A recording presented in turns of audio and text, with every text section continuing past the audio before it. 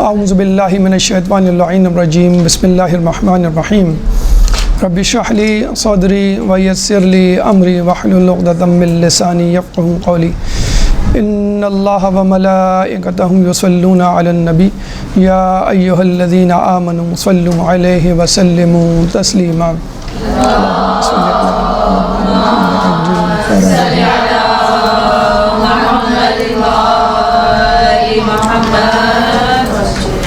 چودہ شعبان یعنی آج کی رات امام زمانہ عجل اللہ تعالی فرجک اللہم صلی علی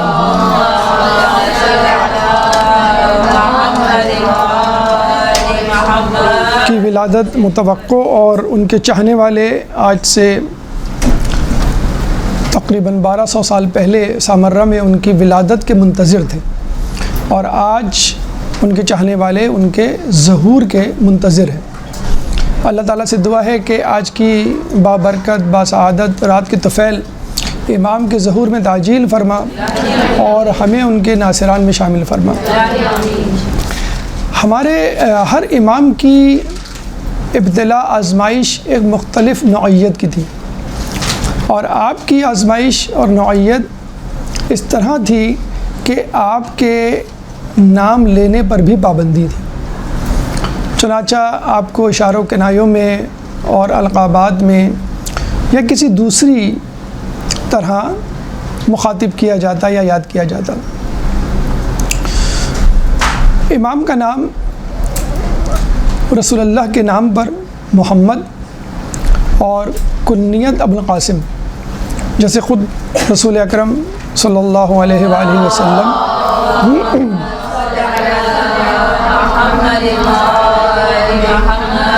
فرماتے ہیں کہ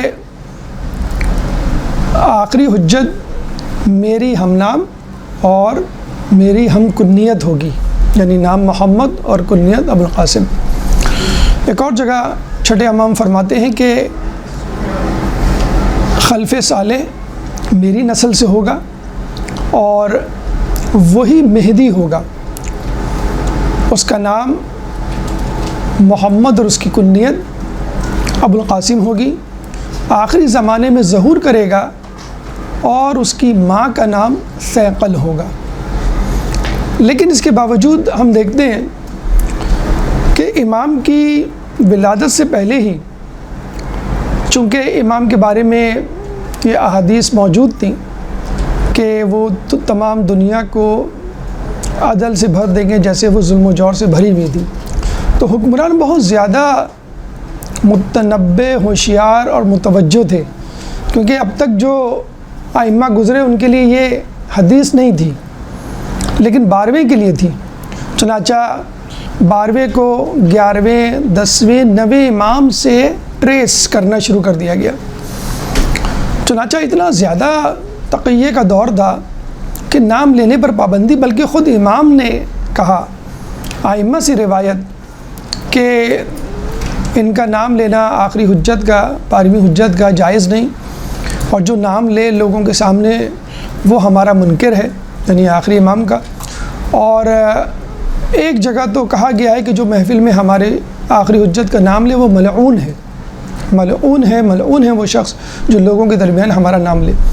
لیکن ائمہ کے بعد، یعنی 12ویں حجت جب آئی، شروع میں بہت دور سنگین تھا، لیکن اس کے بعد قدرے بہتر حالات، اور اب تو بہت زیادہ بہتر حالات ہیں، تو اب کے علماء اس بات پر اتفاق رکھتے ہیں کہ یہ دور تقیہ کے حوالے سے تھا، اب وہ دور نہیں رہا، وہ مشکلات نہیں رہی، چنانچہ ہم نام لے سکتے ہیں، جس میں شیخ حر عاملی، مسائل شیعہ کے مؤلف اور دیگر افراد شامل ہیں۔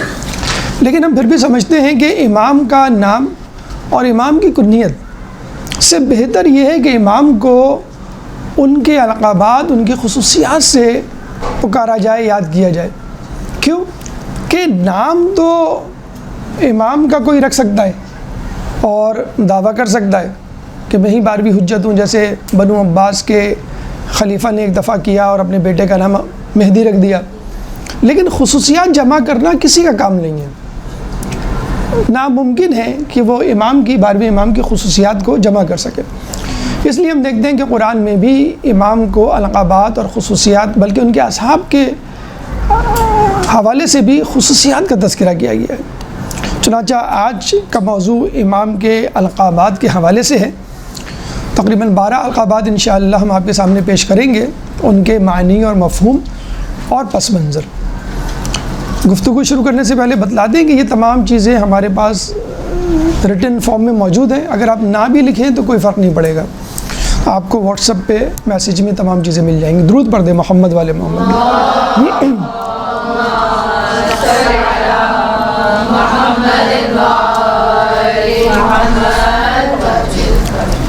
پہلا لقب بقیت اللہ، جیسا کہ نام سے ظاہر ہے، بقیت اللہ کا مطلب ہے اللہ کا بچایا ہوا، اور اگر ہم اصطلاحی معنوں میں دیکھیں، اللہ کا بچایا ہوا آخری ہادی۔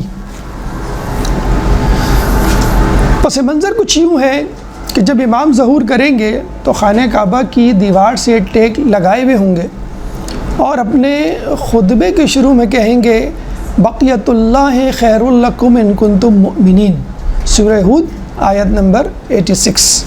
سورہ ہود قرآن کا 11واں سورہ ہے، چیپٹر 11 ورس نمبر 86، 86ویں آیت۔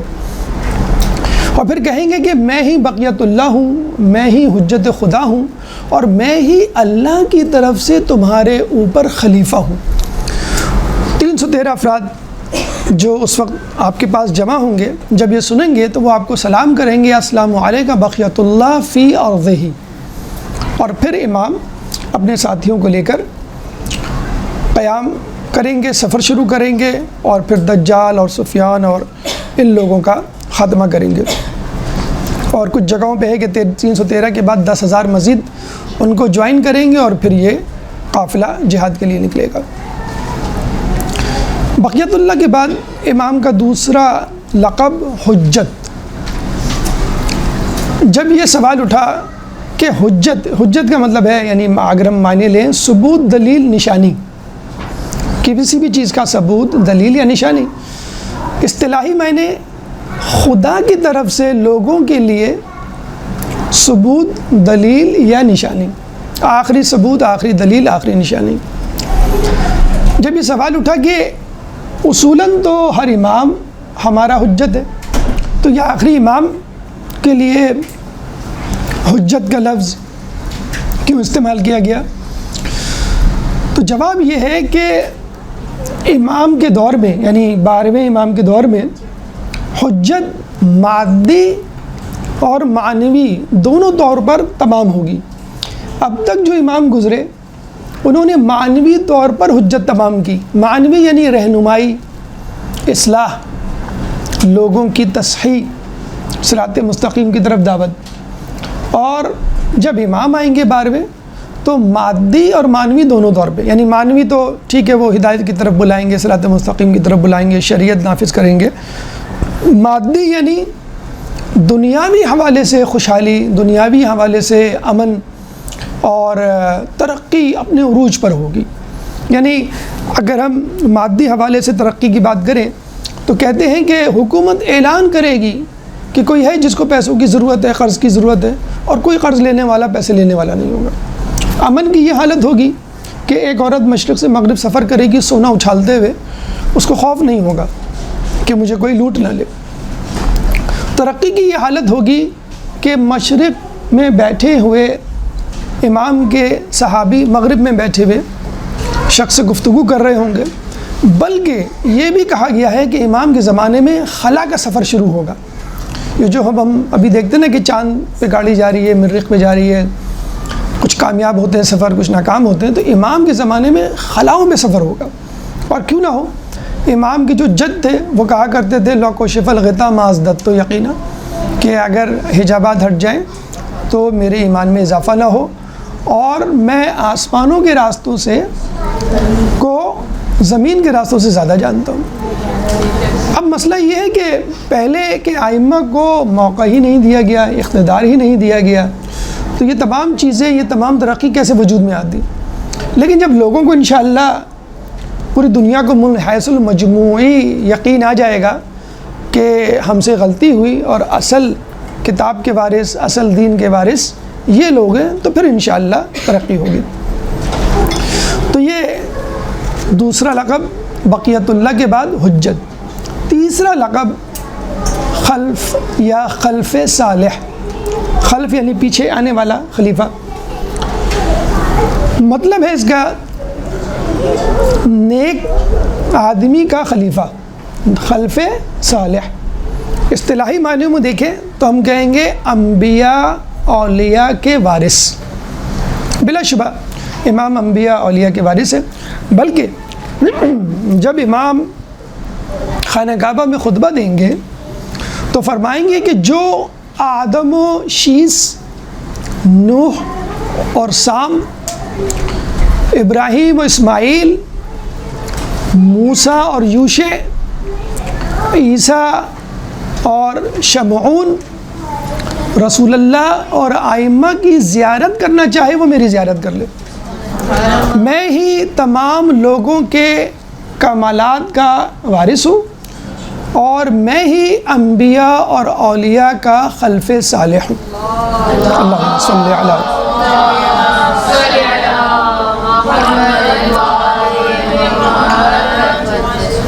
آپ یوں سمجھ لیجئے کہ جیسے ہم کمپیوٹر میں، موبائل میں سافٹ ویئر انسٹال کرتے ہیں تو اس کے نئے نئے ورژنز آتے ہیں، تو آپ اس نئے ورژن کو اپڈیٹ کرتے ہیں، پرانے ورژن کو اپڈیٹ کرتے ہیں نئے ورژن کے ساتھ، مختلف ایپس، مختلف سافٹ ویئرس۔ اگر آپ نہ کریں تو وہ ایپ چلنا بند ہو جائے گا، موبائل میں خرابی پیدا ہو جائے گی۔ آدم علیہ السلام اسلام کا، دین حنیف کا، شریعت کا پہلا ورژن، اس کے بعد شیس، اس کے بعد ابراہیم، اس کے بعد نوح، اس کے بعد سام، اس کے بعد ابراہیم، پھر اسماعیل، پھر موسیٰ، پھر ان کے وسیع یوشع، پھر عیسیٰ، پھر ان کے وسیع شمعون۔ اچھا دیکھیے امام نے جو ترتیب دی ہے فقط نبیوں کی نہیں بلکہ نبیوں اور ان کے وسیع کی، یعنی آدم ان کے وسیع شیس، نوح ان کے وسیع سام، ابراہیم ان کے وسیع، کچھ نبی بنے کچھ نبی نہیں بنے، سام جیسے ابراہیم ان کے وسیع اسماعیل، موسیٰ ان کے وسیع یوشع، نبی نہیں بنے لیکن وسیع تھے، اس طرح عیسیٰ ان کے وسیع شمعون، رسول اللہ پھر ان کے اوصیاء 12 کے تعداد میں۔ تو جو اپڈیٹ ورژن ہوتا ہے وہ ہم ڈال دیتے ہیں، اگر نہیں ڈالیں تو ہم وہ پروگرام آپریٹ نہیں کر سکتے۔ اسی طرح آدم جب چلے گئے تو ضروری تھا شیس علیہ السلام کو فالو کیا جائے، پھر جب شیس چلے گئے موسیٰ آئے تو ضروری تھا توریت کو فالو کیا جائے۔ اسی طرح جب قرآن آیا رسول کے پاس تو پھر قرآن کے لیے کہا گیا کہ اب یہ کتاب ہے اس کو فالو کرو۔ ائمہ کی ضرورت کیوں پیش آئی کہ قرآن کی تعلیمات، قرآن کی تعبیرات، قرآن کے معنی و مفہوم وہ محفوظ ہو جائیں۔ الفاظوں کا ذمہ تو اللہ نے لے لیا تھا، انا نحن نزلنا الذکر و انا لہ لحافظون، کہ ہم اس کتاب کو نازل کرنے والے ہیں اور اس کی حفاظت کے بھی ذمہ دار ہیں۔ الفاظ کا ذمہ تو تھا، تعویل کا، معنی و مفہوم کا ذمہ کس طرح تھا؟ انی تارک فیکم الثقلین کتاب اللہ و عطرتی، یہ کتاب اور عطرت، ما ان تمسکتم بہما لن تضلوا بعدی ابدا حتی یرد علی الحوض، کہ میں دو گرا قدر کی چیزیں چھوڑے جا رہا ہوں، ان سے متمسک رہو گی تو کبھی گمراہ نہیں ہوگی جب تک یہ حوض کوثر پہ مجھ سے ملاقات نہ کر لیں۔ تو یہ اپڈیٹڈ ورژنز ہیں۔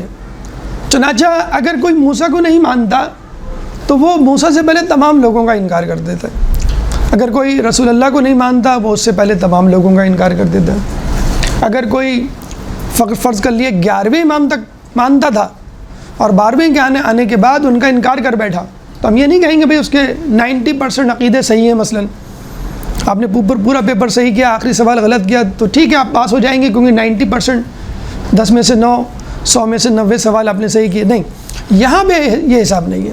اگر آپ نے امام کا انکار کیا گویا آپ نے اس سے پہلے تمام انبیاء کا انکار کیا، اس سے پہلے تمام ائمہ کا انکار کیا، تو اتنا ضروری ہے۔ اور ایک دلچسپ فرق دیکھیے، انبیاء اولیاء جو اللہ کی طرف سے منتخب نمائندے ہیں ان کا آپ کو تعلیمات پہنچانا، اس طرح پہنچانا، یہ کہہ کر پہنچانا کہ موسیٰ بھی ٹھیک تھے، وہ میرے بھائی تھے لیکن اب میں خدا کی حجت ہوں، رسول نے کہا پھر مولا آئے، پھر اس کے بعد باقی امام آئے، انہوں نے کبھی اپنے سے پہلے کی حجت کو جھٹلایا نہیں بلکہ تصدیق کی، اور یہ ضروری تھا بتانے کے لیے کہ میں اسی سلسلے کی ایک کڑی ہوں اور آخری کڑی امام ہوں گے۔ لیکن دنیا کے معاملات میں بڑا عجیب معاملہ ہوتا ہے۔ مثلاً کوئی فلسفی اگر آئے گا اور وہ اپنے سے پہلے فلسفی کو جھٹلا دے گا اور اپنا نیا نظریہ پیش کرے گا تو وہ پچھلے فلسفی سے بڑا فلسفی کہلائے گا۔ ارسطو نے اپنے ہی استاد کو جھٹلایا، افلاطون کو۔ پھر اسی طرح نفسیات میں ابراہیم میسلو نے اپنے سے پہلے نفسیات دان فرائڈ کو جھٹلایا، اپنی تھیوری پیش کی۔ اسی طرح آئنسٹائن نے نیوٹن کو جھٹلایا، اپنی تھیوری آف ریلیٹیوٹی پیش کی۔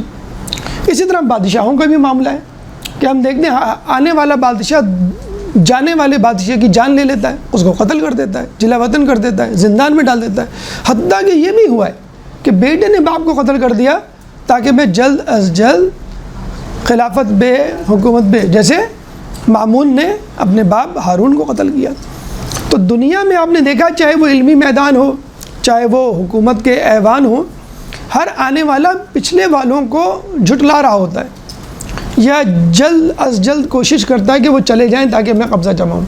جبکہ ہمارے ہاں یعنی خدا کی حجت کے حوالے سے کبھی بھی ایسی کوشش نہیں ہوتی، بلکہ آنے والا پچھلوں کی تائید کرتا ہے۔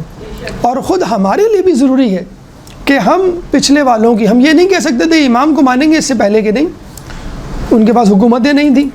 جیسے کچھ لوگوں کا ہے نا کہ آپ نے امام علی کو مان لیا، کیوں؟ ان کے پاس حکومت تھی، اور اس کے بعد کسی بھی امام کو نہیں مانا، اور پھر جب 12واں آیا تو اس کو بھی مان لیا، کیوں؟ اس کے پاس بھی حکومت۔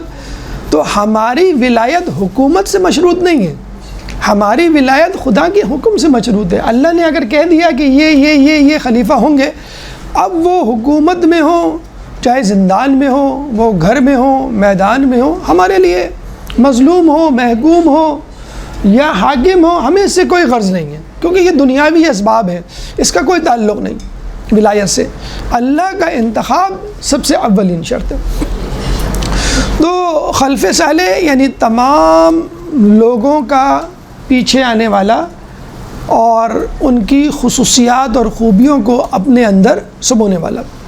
تو یہ خلف صالح کے حوالے سے بات ہوئی۔ بقیت اللہ، دوسرا حجت۔ اچھا، حجت کے حوالے سے ایک بات رہ گئی تھی کہ ایک تو حجت ہم نے کہا کہ معنوی اور مادی دونوں حوالے سے ہوگی، اور ایک اہم بات یہ کہ امام کی جو انگشتری انگوٹھی اس پہ جو نقش ہے وہ ہے انا حجت اللہ، میں اللہ کی حجت۔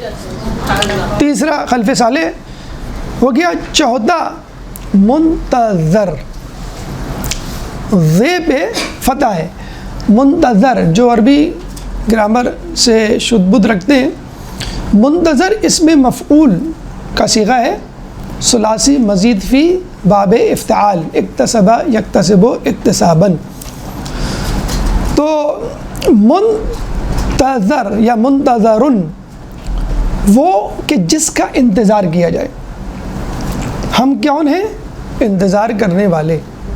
ہم کیا کہلائیں گے؟ منتظر، کسرہ زیر کے ساتھ، اس میں مفعول آبجیکٹ، منتظر سبجیکٹ، اس میں فاعل، اور منتظر اس میں مفعول آبجیکٹ، یعنی امام منتظر ہے جس کا انتظار کیا جائے، اور ہم منتظر ہیں جو انتظار کرے۔ روایتوں میں آیا ہے کہ امام کی غیبت بڑی طویل ہوگی، اور اس میں وہی منتظر ہوگا جو مخلص ہوگا۔ شکوک شبہات پیدا کرنے والے امام کا انکار کریں گے، اور جو انکار کرے گا وہ امام کے ذکر کا مذاق اڑائے گا۔ کثرت سے لوگ امام کا تعین، امام کے ظہور کا تعین کریں گے، اور جو عجلت کرے گا وہ ہلاک ہو جائے گا، اور جو تسلیم و رضا سے کام لے گا وہ کامیاب ہو جائے گا۔ ہم دیکھتے ہیں نا، لوگ بڑی عجلت کرتے ہیں، بھائی کب آئیں گے کب آئیں گے کب آئیں گے۔ تو یہ آپ کا کام نہیں ہے تعین کرنا، یہ آپ کا کام نہیں ہے کہ وہ کس طرح کب کیسے ظہور کرے، یہ اللہ کو معلوم ہے کہ وہ کب کہاں آئیں گے۔ بلکہ ہماری کتاب اور روایات تو چھوڑ، خود انجیل میں امام کے ظہور کا منظرنامہ ایک ایسے شخص کی تشبیہ سے دیا گیا ہے کہ جو اپنے مالک کا انتظار کر رہا ہے۔ انجیل میں درج ہے کہ کمر کس لو، چراغ جلا لو، تمہاری مثال اس شخص کی سی ہے کہ جو اپنے مالک کا انتظار کر رہا ہے، چنانچہ بیدار رہو، دروازہ جب کھٹکھٹایا جائے تو فوراً دروازہ کھول دو، اور خوش نصیب ہیں وہ لوگ کہ جن کو ان کا مالک بیدار پائے۔ اور تمہیں گمان بھی نہیں ہوگا کہ ابن آدم کب ظہور کرتا ہے۔ یعنی بعض اوقات ہوتا ہے کہ انسان جو ہے وہ انتظار سے تھک جاتا ہے، بلکہ یہ ہمارے ساتھ بھی ہوتا ہے جب ہم مثلاً فلائٹ کا انتظار کر رہے ہوتے ہیں، ٹرین کا انتظار کر رہے ہوتے ہیں تو آدمی تھک جاتا ہے اور پھر غافل ہو جاتا ہے، چلو بھائی کچھ کھا پی لیں، کچھ کھیل لیں، کچھ چہل قدمی کر لیں، اور پتہ چلا کہ ٹرین آ گئی، فلائٹ آ گئی۔ ایسے ہی ہوتا ہے۔ ایک دفعہ ہم گئے کسی کو چھوڑنے کراچی کینٹ اسٹیشن، تیز گام آنے والی تھی، پتہ چلا کہ وہ لیٹ ہے۔ کتنی لیٹ ہے؟ 7 گھنٹے لیٹ ہے۔ اب آپ اندازہ لگائیں 7 گھنٹے گزارنا، سمندر کی سیر کر کے آ گئے، گھر آ کے سو گئے، پھر اٹھے، پھر کھانا بھی کھا لیا، وہ 7 گھنٹے نہیں گزر رہے۔ خیر 7 گھنٹے بعد دوبارہ اسٹیشن پہنچے، اور پھر دل میں خیال آیا کہ 7 گھنٹے کہہ رہے ہیں، پھر یہ 2-4 گھنٹے لیٹ ہوگی۔ ایگزیکٹلی 7 گھنٹے بعد ٹرین آ گئی، دیر ہی صحیح، اور ایک دم سے وہ بھاگے ٹرین کی طرف۔ تو امام کے لیے مثلاً ہم نے تعین کیا ہوا بھائی یہ نشانی ہو گئی، بس اب ہو جائے گا۔ باقاعدہ سال اور دن تو نہیں معین ہے نا، علامات تو ہیں، تو لوگ تھوڑا سا جلدی کر رہے ہوتے ہیں۔ مثلاً کرونا آیا، لوگوں نے کہا بھائی کرونا آ گیا، 1/3 آبادی ہلاک ہونے والی ہے۔ پھر جنگ شروع ہوئی رشیا کی اور ان کی، تو انہوں نے کہا بس یہ 1/3 آبادی اس میں چلی جائے گی، بس اب امام کا ظہور ہو گیا۔ آپ یوٹیوب پہ جائیں تو باقاعدہ لوگوں نے لکھا ہوا ہے 2024 امام کے ظہور کا سال۔ کسی نے کہا امام پیدا، یعنی امام ظہور کر چکے، ہم تک نہیں پہنچے، لیکن ہمارے عقائد کے لوگ نہیں ہیں۔ لیکن آپ امام کے چاہنے والوں کی بات تو چھوڑیں، جو امام کے لشکر میں شامل ہوں گے وہ بھی منحرف ہو جائیں گے۔ کچھ لوگ جو امام کے لشکر میں شامل ہوں گے وہ بھی منحرف ہو جائیں گے۔ سفیانی کا لشکر سامنے ہوگا، امام اپنے معجزات دکھائیں گے، سفیانی کے لشکر سے کچھ لوگ امام کو جوائن کر لیں گے، سفیانی کا لشکر چھوڑ دیں گے۔ تو چاہنے والے، کہا گیا ہے کہ کثرت سے چاہنے والے امام کا انکار کر دیں گے، یعنی امام کے چاہنے والے، دوسروں کی بات نہیں کر رہے ہم۔ پھر امام کے لشکر میں جو شامل ہوں گے، امام کے معجزات دیکھ کے کہیں گے نہیں تم جادوگر ہو، جیسے مولا علی کے لیے بھی یہ کہا گیا، اور سفیانی کے لشکر سے۔ تو یہ آپ کو اپنے ایمان کی بہت زیادہ حفاظت کرنی ہے، آخر وقت تک، آخری سانس تک۔ یہ مت سمجھیے گا کہ ہم امام کے چاہنے والے ہیں تو امام جب آئیں گے تو ہم فوراً ان کا ساتھ دیں گے۔ بہت ساری ایسی مصیبتیں، پریشانیاں ہوں گی کہ آدمی جو ہے وہ خدا نخواستہ ساتھ چھوڑ جائے گا۔ جب یہ کہا گیا ہے کہ امام کی غیبت میں دعائے غریق، یا اللہ یا رحمان یا رحیم یا مقلب القلوب ثبت قلبی علی دینک، امام نے جب یہ دعا سکھائی تو سیکھنے والے نے کہا ہاں مجھے معلوم ہے، واقعی یا مقلب القلوب والابصار، امام نے کہا ہاں ابصار ہے اللہ، لیکن جیسے میں نے کہا ہے ویسے پڑھو، اتنی تاکید کے ساتھ۔ پھر دعائے عہد ہے، دعائے معرفت امام زمانہ، اللہم عرفنی نفسک۔ تو اسی لیے کہا گیا ہے کہ بار بار تاکید سے کہ ایمان کی غیبت پہ، اور یہ بھی کہا گیا ہے کہ جو امام کے غیبت کے زمانے میں امام کی حجت پر اور امام کے ایمان پر قائم رہا، وہ امام کے ظہور کرنے کے بعد لوگوں سے افضل ہوگا۔ یعنی اس وقت ہم لوگ جو سب سے زیادہ اپنے آپ کو نکما، نکھٹو، بد نصیب سمجھتے ہیں، خصوصاً پاکستان والے تو اور بھی زیادہ بد نصیب اپنے آپ کو سمجھتے ہیں کہ ہمارا تو کوئی فائدہ نہیں ہے، ہم کسی نہ لینے میں نہ دینے میں، اور غیبت میں ہے، نہ امام کو دیکھا نہ رسول کو دیکھا، تو فائدہ ہی نہیں ہے، ہمارا تو کوئی حساب، ہمارا تو کوئی نام ہی نہیں ہوگا۔ کہا گیا ہے کہ جو امام کی غیبت میں اپنے ایمان کو بچا کے رکھے گا وہ امام کے بعد جو لشکر میں شامل ہوں گے ان سے زیادہ بہتر ہوگا۔ رسول نے یہ بھی کہا کہ میں اپنے بھائیوں کا منتظر ہوں، اپنے بھائیوں سے ملنا چاہتا ہوں۔ تو لوگوں نے کہا بھائی ہم نہیں ہیں بھائی آپ کے؟ انہوں نے کہا نہیں، تم میرے دوست ہو، تم میرے اصحاب ہو۔ ایک زمانہ آئے گا کہ لوگوں نے مجھے دیکھا نہیں ہوگا لیکن وہ میری باتوں پر ایمان لائیں گے اور میری تعلیمات پر عمل کریں گے، وہ میرے بھائی ہوں گے۔ تو ہم زیادہ معتبر ہیں، بہت معذرت کے ساتھ جن لوگوں کے ذہنوں میں یہ ہے کہ ہم کسی کھاتے میں نہیں ہیں، ہمارا تو کوئی مقام و مرتبہ نہیں ہے۔ ہمارا مقام و مرتبہ ایسا ہے جیسے رسول کے ساتھ خیمے میں، جیسے رسول کے ساتھ بدر و حنین میں شرکت کی ہو، جیسے بدر و حنین میں 1000 افراد شہیدوں کے برابر ثواب لیا ہو، جیسے امام کے خیمے میں شامل ہو، جیسے امام کے ساتھ جنگ کرنے والے ہوں، جیسے خون میں لت پت ہوں۔ اتنا بڑا مقام ہے۔ تو امام کے لیے منتظر رہنا، صرف انتظار، یہ بھی بڑی عبادت ہے۔ حلال حرام کو خیال رکھتے ہوئے اور واجبات کی ادائیگی کرتے ہوئے وہ تو اپنی جگہ مقدم ہے۔ امام کے منتظر رہنا کہ میں کہ امام کے انتظار میں ہوں۔ اچھا، یہاں پہ ایک اہم بات، لوگ انتظار کا مطلب کیا لیتے ہیں؟ بھئی ہاتھ میں ہاتھ دھر کے بیٹھے ہوئے۔ بھئی دیکھیں، آپ کے ہاں کوئی بہت ہی امپورٹنٹ مہمان آئے، مطلب فرض کر لیں آپ کے ابو آ رہے ہیں 10 سال بعد، یا کوئی بھی شخصیت آپ کے گھر تشریف لا رہی ہے اور انہوں نے کہا کہ بھئی ہم مغرب کے بعد آئیں گے، ٹائم نہیں بتایا، تو کیا آپ ہاتھ میں ہاتھ دھرے بیٹھے رہیں گے؟ آپ سب سے پہلے گھر صاف کریں گے، اگر ممکن ہوا تو چیزوں کو تبدیل کریں گے، خود پاک صاف ہوں گے، خود اچھا لباس پہنیں گے، کھانا پکائیں گے۔ اور اگر وہ نہیں آ رہے، اگر آپ مصروف بھی ہیں مثلا کسی کام میں، کچن میں، ڈرائنگ روم میں، موبائل پہ، آپ کے کان دروازے پہ ہوں گے۔ جیسی بیل بجے گی آپ کہیں گے دیکھو کون آیا۔ کیوں کہ آپ کو انتظار ہے، اپنے کاموں میں مشغول ہیں لیکن امام کا انتظار ہے۔ اور اس بات کی فکر نہ کریں، لوگ کہتے ہیں نا کہ بھائی ہم تو مثلا دبئی میں ہیں، ہم تو صبح شام گدھا مزدوری کرتے ہیں، ہم کینیڈا میں ہیں، یہاں تو اذانی کی آواز نہیں آتی، ہم مثلا امریکہ میں ہیں، تو اس کی فکر نہ کریں آپ کہاں ہیں، کس ماحول میں۔ اگر آپ متوجہ ہیں، اینما تکونوا یأتی بکم اللہ جمیعا، سورہ بقرہ آیت نمبر 148، تم جہاں کہیں بھی ہو اللہ تعالیٰ تمہیں جمع کر دے گا۔ کیوں؟ متوجہ ہیں آپ کیا کر رہے ہیں، کیا نہیں، حرام نہ کر رہے ہو، ہمارا آپ رزق کما رہے ہو کوئی مسئلہ نہیں، جاب کر رہے ہو کوئی مسئلہ نہیں ہے، آپ گھر کی صفائی کر رہے ہو، آپ لوگ کہتے ہیں ہم ایران میں پیدا ہوتے ہیں، عراق میں پیدا ہوتے ہیں، مکہ مدینہ میں پیدا ہوتے تو ہم کیا ہوتے ہیں، نہیں۔ خوف کی حالت میں روایت میں آیا ہے عبادت کرنا، خوف کی حالت میں نماز پڑھنا امام کے ظہور کے بعد جہاد میں شامل ہونے سے کہیں زیادہ بہتر ہے۔ اس وقت ہم خوف کی حالت میں نماز پڑھ رہے ہیں، عبادت کر رہے ہیں کہ نہیں؟ تقیہ کی حالت میں مکمل طور پہ نہیں لیکن بہرحال ایک کوشش یا تنبیہی والی صورتحال تو ہے۔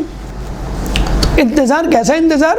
واجبات کی ادائیگی، حرام سے پرہیز اور متوجہ رہنا۔ ایک سمپل سی سادی سی مثال، اگر آپ یہ معلوم کرنا چاہتے ہیں کہ اگر امام آئے تو کیا میں ان کے ساتھیوں میں شامل ہوں گا، تو آپ اپنے آپ سے سوال کیجئے کہ جب نماز کا وقت ہوتا ہے آپ فوراً لپک کے اٹھتے ہیں؟ اگر آپ تاخیر سے اٹھتے ہیں، بار بار گھڑی دیکھ کے اٹھتے ہیں، ابھی تو 5 منٹ گزرے ہیں، ابھی 10 منٹ، پھر تو بھول جائیں، بہت معذرت کے ساتھ کہ آپ کا نام فہرست میں آئے۔ ہاں گھڑی دیکھیں، نماز کے اوقات سے پہلے ٹائم ہونے والا ہے، 12:42 ہے، بس 2 منٹ رہ گئے ہیں، 5 منٹ رہ گئے ہیں۔ جس نے نماز کی تیاری نماز کے بعد، نماز کا وقت آنے کے بعد کی، اس نے نماز کی توہین کی۔ تو علماء عالم فرماتے ہیں کہ اول وقت نماز از دا بیسٹ کرائٹیریا، بہترین ٹیسٹ ہے اپنے آپ کو۔ فجر کی نماز آپ کب پڑھتے ہیں؟ فجر میں ظہور ہوگا، فجر کے بعد دعائے عہد کون پڑھتا ہے؟ فجر کی نماز قضا ہو جائے تو فکر نہیں ہوتی، صبح کی چائے نہ ملے تو سر میں درد شروع ہو جاتا ہے، کیا مسئلہ ہے، سم تھنگ از مسنگ، آج کیا ہوا جو سر میں درد ہو؟ اچھا چائے نہیں پی۔ کبھی یہ ہوا کہ نماز عشاء نہیں پڑھی، نماز فجر نہیں پڑھی، طبیعت میں ایک بے چینی، ایک بے قراری؟ تو منتظر جو ہر وقت امام کے لیے منتظر ہو، بس امام کب آئیں گے۔ وہ ایک لڑکا تھا کہنے لگا میں 40 پہ گیا، بڑا مزہ آتا ہے 40 پہ، ہر چیز ملتی ہے، دنیا کی ہر ڈش موجود ہوتی ہے، جو سوچو وہ موجود، جو کہو وہ سامنے. تو میں نے کہا میں ایک ایسی چیز مانگتا ہوں جو نہیں ہوگی یہاں پہ. تو اس نے ایک چاکلیٹ کٹ کیٹ اس کو بڑی پسند تھی، کہنے کٹ کیٹ تو نہیں ہوگی یہاں پہ. کہ میں تھوڑی دیر آگے تھوڑی دور گیا چند قدم، وہ مجھے کٹ کیٹ مل گئی. تو کسی نے کہا اے بدبخت، تو امام کے ظہور کی دعا مانگ لیتا. جب تو خود کہہ رہا ہے کہ ہر چیز مل رہی ہے، جو مانگو مل رہا ہے، تو امام کے ظہور کی دعا کیوں نہیں مانگ رہا؟ مسجد جمکران میں ایک واقعی بہت خوبصورت اور روح پرور منظر ہوتا ہے. جو جمکران گئے ہوں گے لگ رہا ہوتا ہے کہ امام دائیں بائیں کھڑے ہوں گے. بعض اوقات آدمی نماز پڑھتے پڑھتے ادھر ادھر دیکھ رہا ہوتا ہے. کچھ عجیب سا احساس ہوتا ہے کہ شاید امام ادھر ہو. اسپیشلی جو بالکل آگے کی جگہ ہے جہاں پر طریقہ لکھا ہوا ہے، وہاں پہ جب شب بدھ دعا ہوتی ہے، دعائے کمیل ہوتی ہے، دعائے نطبہ یا جو بھی دعائیں ہوتی ہیں، وہ عجیب ایک منظر ہوتا ہے کہ بس لگ رہا ہے کہ اندر کہیں بیٹھے ہوئے ہیں، مجھے ڈھونڈنا پڑے گا. مسجد جمکران میں ایک بزرگ گئے، کہنے لگے، دیکھا انہوں نے کہ تمام لوگ دعائیں کر رہے ہیں تو وہ رونے لگے. کہنے لگے یا امام آپ ظہور کیوں نہیں کرتے؟ اتنے لوگ دل سے دعائیں مانگ رہے ہیں آپ کے ظہور کی، کوئی رکوع میں، کوئی سجود میں، کوئی قیام میں، کوئی قعود میں، آنکھوں میں آنسو ہیں، ہاتھ اٹھا کے ہاتھ ملا کے دعا مانگ رہے ہیں آپ کے ظہور کی، اور آپ ظہور نہیں کر رہے. ایک شکوہ ہمارے دلوں میں بھی شکوہ آتا ہے نا. اور وہ یہ سوچتے سوچتے سو گئے. خواب میں امام آئے، کہنے لگے تم کیا کہہ رہے تھے؟ کہنے لگے میں امام یہ کہہ رہا تھا کہ آپ ظہور کیوں نہیں کرتے، دیکھیے کتنے لوگ میں دعا مانگ رہے ہیں. تو امام نے کہا ذرا غور سے تو سنو کون کیا مانگ رہا ہے. جب غور سے سنا تو ایک بوڑھا آدمی کہہ رہا ہے اللہ میری بیماری دور کر دے. ایک نوجوان کہہ رہا ہے اللہ مجھے روزگار دلا دے. ایک بچہ یہ کہہ رہا ہے اللہ مجھے امتحان میں پاس کر دے. ایک خاتون یہ کہہ رہی ہے میری بچی کا رشتہ کر دے. مطلب ہر شخص اپنی اپنی دعا. یہ منع نہیں ہے یا صاحب الزمان ادرکنی کہنا، امام کو پکارنا کوئی بری بات نہیں ہے، لیکن امام اگر آ جائیں تو اور زیادہ مسئلہ حل نہیں ہو جائے. یعنی آپ کے ابو فرض کر لیں امریکہ میں، دبئی میں ہیں، اور جب آپ کو ضرورت ہوتی ہے آپ کو پیسے بھیج دیتے ہیں. اگر ابو خود آ جائیں، ابو سے یہ مانگ رہے ہیں ابو یہ بھیج دیں، ابو وہ بھیج دیں، اور آپ دعویٰ کر رہے ہیں مجھے ابو سے بڑی محبت ہے، تو آپ کو تو ابو کے پیسوں سے محبت ہے. ابو سے محبت ہوتی تو کہتے ابو آپ خود آ جائیں، باقی چیزیں ہوتی رہیں گی. تو جب امام ظہور کریں گے تو کیا دیں گے؟ ابھی غیبت میں ہے تو اتنا دیر ہے.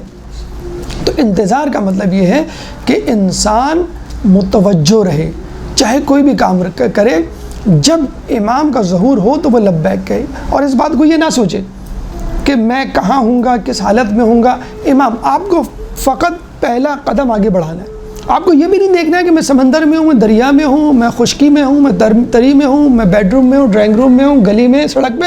ایک قدم، فقط ایک قدم بڑھانا. کہتے ہیں دوسرا قدم امام کے سامنے ہوگا. اتنی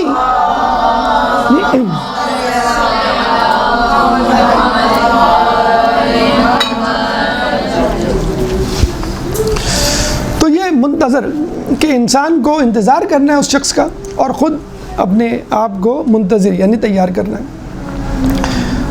پانچواں جو لقب ہے امام کا شرید. شرید کہتے ہیں دور افتاد. لفظی معنی، معنوی اصطلاحی معنی کیا ہوں گے اس کے؟ کہ امام نے اپنے آپ کو لوگوں سے مصلحت خداوندی کے طور پہ دور کیا ہوا ہے. اب شرید یعنی دور افتاد، فار اوے. یعنی امام نے اصطلاحی طور پہ شرید، شین را یا دال، شرید یعنی شریف میں فا ہٹا کے دال لگا دے. تو شرید یعنی دور افتاد. امام نے مصلحت خداوندی کی وجہ سے اپنے آپ کو دور کیا ہوا ہے، اور ہماری غفلت یا بے توجہی کی وجہ سے دور ہے. 11ویں امام حسن عسکری علیہ السلام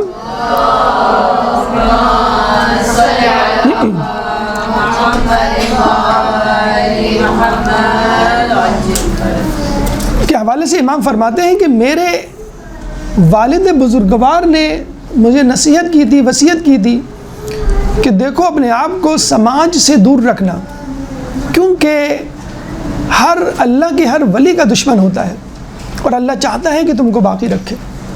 تو امام کی مصلحت ہے. لیکن دوسری طرف ہماری بے توجہی، بے عقلی کہ ہم جو ہے تیار نہیں ہیں کہ امام آئیں تو ان کا دفاع کر سکیں. لیکن امام کے دور ہونے کے بعد بھی باوجود، جیسے ہم نے کہا نا، مثال دی آپ کے ابو کسی دوسرے ملک میں، لیکن پھر بھی آپ کی خبرگیری کرتے ہیں.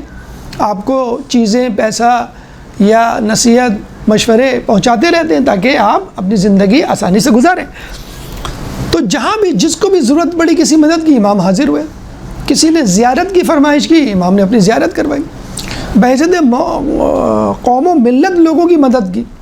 جو ہمارے ذہنوں میں یہ سوال ہے کہ اتنے ہمارے دشمن ہیں لیکن پھر بھی شیعہ صفحہ ہستی سے نہیں مٹتے، پھر بھی ان کی تعداد بڑھ رہی ہے، پھر بھی عزاداری بڑھ رہی ہے، وہ اسی وجہ سے کہ امام کا ہاتھ ہمارے اوپر ہے، ہم بغیر امام کے نہیں ہیں۔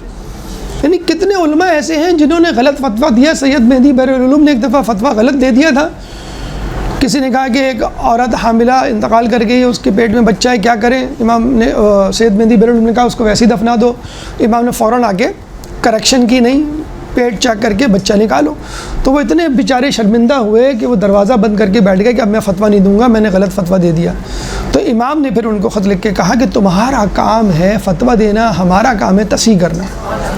جو امام نے کہا نا کہ ہماری غیبت میں ہمارے چاہنے والوں میں سے مجتہدین، مراجعین، علماء جو قرآن و سنت، قرآن و حدیث سے مسئلہ استنباط کرنے کی صلاحیت رکھتے ہیں اور اپنے نفس کی خواہشات کا شکار نہیں ہوتے، ان لوگوں کی تقلید میں ہو۔ تو امام نے اپنے دور تک خود مدد کی، اور اب غیبت کبریٰ میں اکا دکا واقعات ملتے رہتے ہیں، لیکن واضح طور پہ معین نہیں کیا ہے کہ فلاں شخص میرا سفیر ہوگا، فلاں شخص اگر کوئی پیغام لے کر آئے تو اس پہ لبیک کہنا، یہ نہیں ہے جیسے غیبت صغریٰ میں ہمیں 4 سفیر ملتے ہیں۔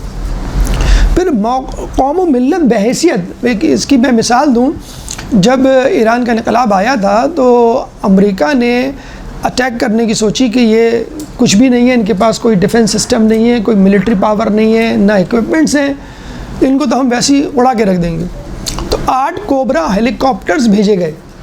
اس آپریشن کا نام تھا آپریشن ایگل، اور وہ ہے کوبرا ہیلی کاپٹر جیسے میزائل جیسے صلاحیت کے مالک آج سے 40-45 سال پہلے ایران کچھ بھی نہیں تھا۔ تو جو کمانڈرز تھے وہ مجتہدین کے پاس آئے کہ بھئی ہم کچھ نہیں کر سکتے، ہمارے پاس صلاحیت ہی نہیں ہے، بندوقیں ہی ٹھیک نہیں ہیں، میزائل نہیں ہے ہمارے پاس، آپ کچھ کریں تو کریں۔ ہم کیا کریں کہ آپ امام سے توسل کریں، وہ ہمیں بچائیں، اگر ہمارا امام موجود ہے تو ہمیں نیست و نابود نہیں ہونے دے گا۔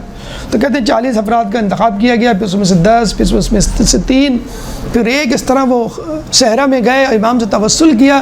کہتے ہیں جب وہ ہیلی کاپٹرز آئے اسی وقت ریت کا طوفان آیا اور ان کی ونڈ اسکرین پہ تہ جم گئی ریت کی، دھول مٹی کی، اور وہ سارے ہیلی کاپٹر ایک دوسرے سے ٹکرا کے تباہ ہو گئے۔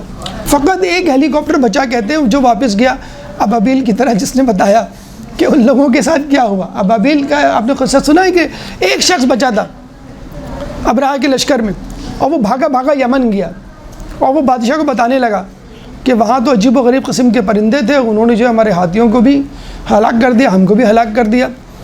تو بادشاہ نے کہا کیسا پرندہ تھا؟ کہنے لگے میں نے بھی پہلی مرتبہ دیکھا تھا، اور یہ دیکھ کے وہ اوپر دیکھنے لگا تو پتہ چلا ایک پرندہ اس کے ساتھ خانہ کعبہ سے آیا تھا۔ اس نے کہا بالکل ایسے ہی تھا، جیسے ہی اس نے کہا ایسے ہی تھا، اسی وقت کنکری سے پتھر چونچ سے کنکری نکلی اس پرندے کی اور اس کو بھسم کر گئی۔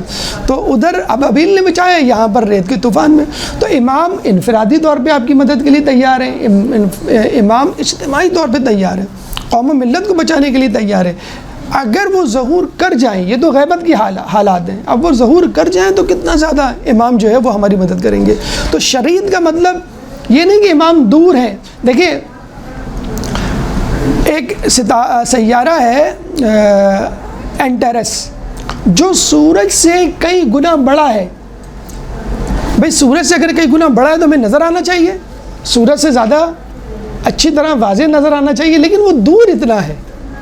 تو امام کی شخصیت بہت بڑی ہے لیکن دور ہے، اس لیے نظر نہیں آ رہے۔ اگر آپ کہیں گے نا بھئی امام بڑے ہیں، اتنی بڑی شخصیت، نظر اس لیے نہیں آ رہے کہ آپ ان سے دور ہیں۔ حقیقتاً امام آپ سے دور نہیں ہے، آپ ان سے دور ہیں۔ جو چاہتا ہے ان سے مل لیتا ہے۔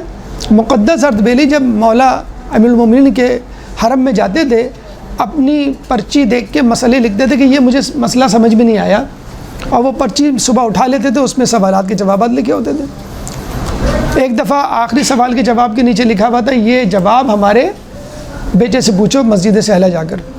وہ کہتے امام زمانہ کھڑے ہوئے، انہوں نے سوال کا جواب دیا، بلکہ جواب دینے سے پہلے شکوہ کیا، تم ہم سے ملنے نہیں آتے؟ جیسا محلے میں کسی کے گزرے چچا ہوں اور چچا سے ملے بغیر آ جائیں تو کتنے غصے میں کہیں ہم سے ملنے نہیں آتے. کہ میں آیا تو تھا کہ ہاں وہ تو فلاں کے گھر میں آنا تھا تم قریب سے. تو ایسے بنے کہ امام شکوہ کرے کہ تم ملتے کیوں نہیں ہم سے، تم زیارت کیوں نہیں کرتے ہو. اور دیکھیں زیارت یا امام کی ملاقات کے لیے امامہ ابا قبا اور ہاتھ میں تسبیح ہر وقت مصلی پہ بیٹھے رہنا ضروری نہیں ہے، متوجہ رہنا ضروری ہے کہ آپ جہاں ہوں جیسے ہوں آپ متوجہ ہوں کہ امام مجھے دیکھ رہے ہیں. مقدس اردبیلی کے بارے میں اور بلکہ کئی علماء کے بارے میں کہا جاتا ہے وہ کبھی بھی محفل میں اور خلوت میں اکیلے میں یا لوگ پیر پھیلا کے نہیں بیٹھتے تھے کہ امام اس کمرے میں موجود ہوں گے، وہ مجھے اس طرح پیر پھیلا کے بیٹھا دیکھ لیں گے تو کیا کہیں گے. تو یہ ہے متوجہ رہنا، یہ ہے اصل منتظر، اور یہ ہے امام کا دور افتاد ہونے کے باوجود ہماری طرف متوجہ ہونا. شرید. چھٹا امام کا لقب ہے غریم. غریم عربی میں کہتے ہیں قرض خواہ اور مقروض دونوں کو کہتے ہیں، یعنی قرض دینے والا اور جس کے اوپر قرض ہو. غریم غین سے. امام قرض خواہ کیسے ہیں کہ امام چاہتے ہیں کہ آپ ان کی نصیحتوں پہ عمل کریں، ان کی باتوں پہ عمل کریں، تو ہماری ذمہ داری ہے. تو امام قرض خواہ ہیں پیسے کے نہیں، ان نصیحتوں کے. بھئی میں نے تمہیں نصیحت کی اس طرح رہو غیبت میں میرے منتظر رہو، تم عمل کر رہے ہو کہ نہیں. اور امام مقروض بھی ہیں ہماری رہنمائی کے لیے کہ اللہ نے ان کو ہماری رہنمائی کے لیے بھیجا ہے. تو امام تو اپنا کام کر رہے ہیں، ہم اپنا کام نہیں کر رہے. ہمیں ان کی نصیحتوں پہ عمل کرنا چاہیے. کیوں؟ کہ وہ قرض خواہ ہیں، وہ ہم سے پوچھیں گے. پرانے زمانے میں کہتے ہیں کہ جب لوگوں کو مال خمس وغیرہ مالی واجبات پہنچانے ہوتے تھے تو جو سفیر ہوتے تھے ان سے کہا کرتے تھے وہ کہ یہ مال ہمارے قرض خواہ تک پہنچا دو، ہمارے غریم تک پہنچا دو. امام کا نام لینے کی تو ممانعت تھی، پابندی تھی، تو اکثر لوگ لفظ جو ہے وہ غریم کا لفظ ہے، قرض خواہ تک پہنچا دو، یہ استعمال کیا کرتے تھے. چھٹا لقب، ساتواں لقب قائم. بہت ہی واضح لقب ہے اور بہت زیادہ استعمال ہونے والا لقب. ماشاءاللہ آپ کا مدرسہ بھی مدرسۃ القائم. تو قائم یعنی کھڑا رہنے والا. قائمن اس میں فاعل کا صیغہ ہے، کھڑا رہنے والا. اور اصطلاحی معنوں میں خدا کی طرف سے قیام کرنے والا، یعنی جابر حکومت کے خلاف، جابر لوگوں کے خلاف قیام کرنے والا. کہتے ہیں کہ جب کربلا میں امام حسین شہید ہو گئے تو فرشتے بارگاہ ایزدی میں آئے اور بہت افسردہ لہجے میں کہا کہ یا خدا تیرے محبوب نبی کا فرزند شہید ہو گیا، ہم اس کی کمک نہ کر سکے. یعنی انہوں نے انکار کر دیا تھا. ایک روایت میں تھا کہ وہ پہنچے تو وہ شہید ہو چکے تھے وغیرہ. 4000 تقریباً کہتے ہیں فرشتے. تو اللہ نے کہا کہ فکر نہ کرو، میں نے تم لوگوں کو آخری حجت کی مدد کے لیے رکھا ہے. اور پھر اللہ تعالیٰ نے انوار مطہرہ یعنی 12 نوروں کا مشاہدہ کروایا اور فرشتوں نے دیکھا کہ اس میں جو آخری نور تھا وہ قیام کی حالت میں نماز پڑھ رہا ہے. تو اللہ نے کہا یہ قائم آخری دور میں قیام کرے گا. اللہم صلی علی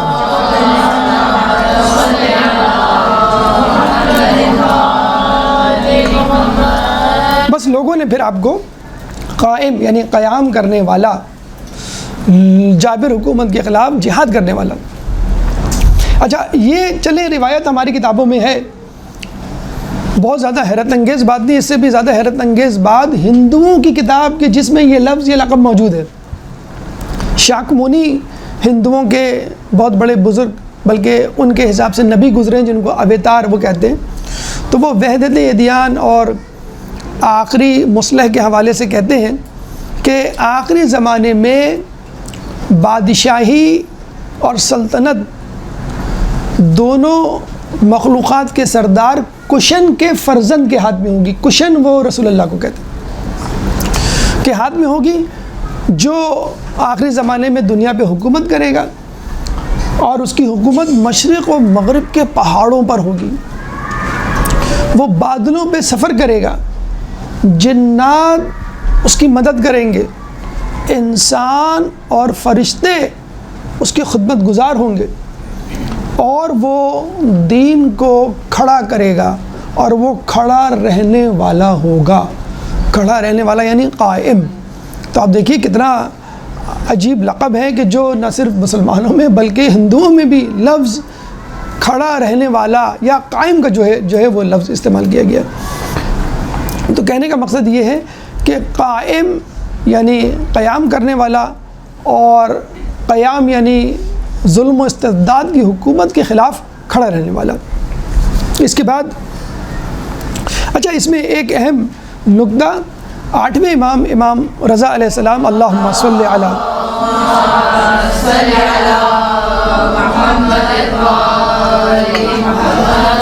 کہتے ہیں کہ دیبل خزائی نے ان کے سامنے امام زمانہ کے حوالے سے قصیدہ پڑھا، تو جب امام کا لفظ اور قائم اسپیشلی کا لفظ آیا تو امام کھڑے ہو گئے اور امام کے یعنی امام زمانہ کے ظہور کی تعجیل کی دعا کی۔ دیکھیں 8ویں امام ہیں، ان کو معلوم ہے کہ 9واں آئے گا، 10واں آئے گا، 11واں آئے گا، پھر 12واں آئے گا، لیکن پھر بھی تعجیل کی دعا اتنی ضروری ہے کہ آپ کو معلوم ہے کہ ابھی 12واں نہیں آ سکتا، لیکن پھر بھی دعا مانگنی ہے، اور اپنے سر پہ ہاتھ رکھا۔